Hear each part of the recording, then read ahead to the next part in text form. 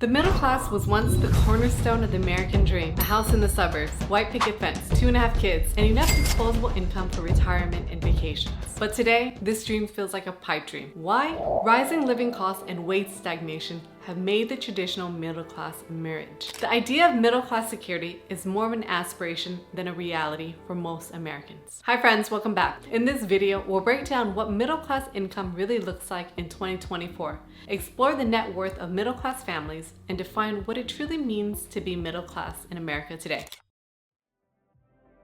Millions of people identify as middle class, but what does that really mean? When we talk about the middle class in America, there isn't a clear definition. However, one source we can refer to is Pew Research. Pew defines the middle class as incomes between 2/3 to double the US median household income, adjusted for household size. In 2021, the US median household income was over $70,000, according to the US Census Bureau. By these metrics, Americans earning between $47,000 and $141,000 are considered middle class. This broad range reflects diverse economic experiences within this group. So imagine this: millionaires consider themselves middle class. A CNBC survey found that over 31% of millionaires feel this way, showing that wealth alone doesn't define social class. On the flip side, people with much lower incomes also see themselves as middle class. According to the Gallup research, someone making over $20,000 a year might still think of them as the middle class. Our perceptions of social class are influenced by our aspirations, lifestyle, and community standards.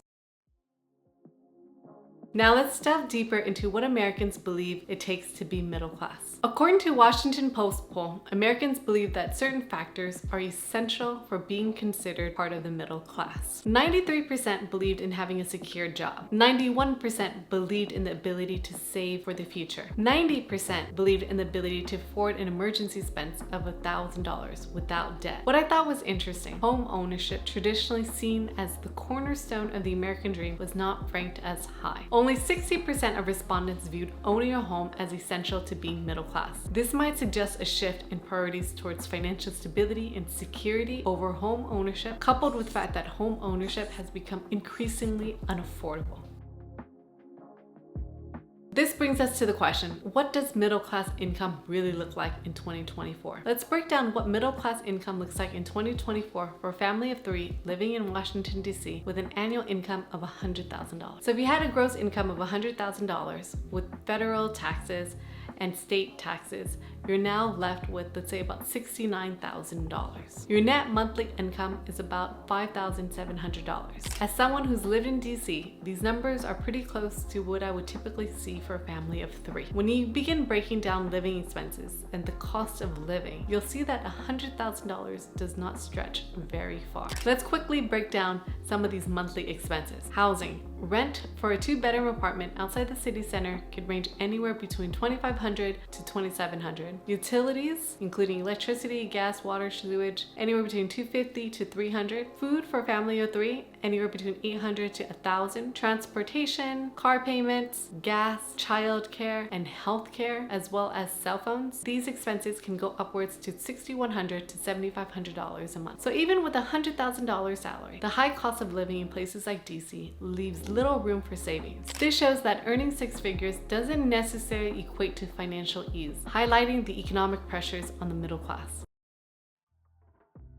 Now, another important aspect to consider is net worth. According to the Federal Reserve's 2022 survey of consumer finances, the median net worth figures are $61,000 for the lower middle class, $145,000 for the middle class, and over $250,000 for the upper middle class. For many middle class families, a significant portion of their net worth is tied up in their homes and real estate. Home equity often represents the largest component of their wealth, but this reliance on real estate can be both an asset and a liability. In 2022, the median U.S. home price was over $433,000. With the median U.S. income at over $74,000, home ownership is out of reach for many. To qualify for a $450,000 home with a 20% down payment and a 7% interest rate, you'll need an annual gross income of around $124,000. This includes not only your mortgage payment, but also property taxes and insurance. And banks usually require that your monthly housing expenses do not exceed 28% of your gross monthly income. This ensures that your housing costs are manageable and that you have enough money left over for other living expenses and financial obligations. Many middle-class families are living paycheck to paycheck, making it hard to save for emergencies or invest for the future. You've probably heard of the middle-class squeeze, and there are several main reasons for this. Income stagnation. Over the past 50 years, wages have only increased about 16%. Rising prices. Housing costs have increased by over 190%, and college costs over 250%. In expensive coastal cities, you might need an income of about $300,000 to live comfortably. High debt levels. Many families are burdened by existing student loans, credit card debt, and mortgages. In this climate, many people are seeking additional income sources. About 50% of families making over $100,000 have a side hustle, which indicates that people either need or want more money. Now, how you make your money matters. It's important to understand that how you make your money matters just as much as how much you make. By diversifying income streams through side hustles, investments, or business ownership, families can better withstand financial pressures. So there are three primary ways to make money. A job. This is where you trade your hours for dollars. For example, working at an hourly wage limits your earnings to the hours you can physically work. A career. Typically a salary job where your income might include a base salary plus commissions or bonuses.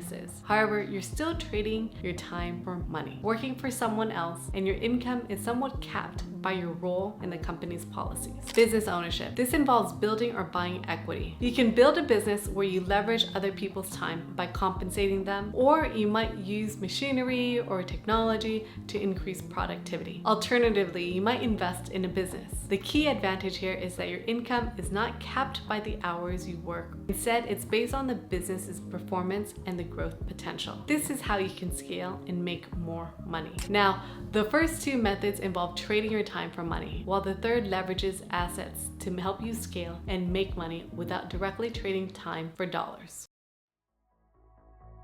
Now, the perception of middle-class status is based on value, and not everyone values the same thing. Some people, let's say Sarah, who could easily afford to buy a home, prefer to rent because they believe that the savings from renting can grow faster when invested. Now, this approach also provides more flexibility in lifestyle. Ultimately, being middle-class is about how we feel about our values compared to others with similar values, all while social media pressures us to believe that no income is ever enough unless we're living in luxury. A recent study by Charles Schwab revealed interesting insights into how Americans perceive wealth. 72% of Americans believe that having a fulfilling personal life better describes wealth than monetary assets like owning nice things. 70% value not having to stress over money, while only 30% think that having more money than most people is a sign of wealth. Experiences over earnings. Over 70% enjoy experiences over maximizing earnings. This study underscores that for many Americans, wealth is more about the quality of life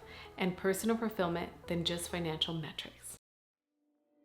The concept of the middle class has evolved significantly over the years. It's no longer just about having a house with a white picket fence, but about achieving financial security and fulfilling personal value. We've discussed how the middle class is defined, examined the economic pressures they face, and explored the importance of how you make your money. We've also looked at the perceptions of wealth and how it's changing, with a greater emphasis on personal fulfillment and quality of life rather than just financial metrics. Remember, being middle class today is just as much about your values and lifestyle choices as it is about your income. Prioritizing financial security, investing in assets, and achieving a healthy work-life balance, whatever that means to you, are all critical components. Friends, if you found this video helpful, please like, share, and subscribe to the channel. I'd love to hear your thoughts on what you believe defines the middle class today. So drop a comment in the box below. And if you have any questions or topics you'd like me to cover in the future videos, let me know. Thanks for watching, and remember, it's not just about how much money you make, but about how you make that money and what you do with it. See you in the next one.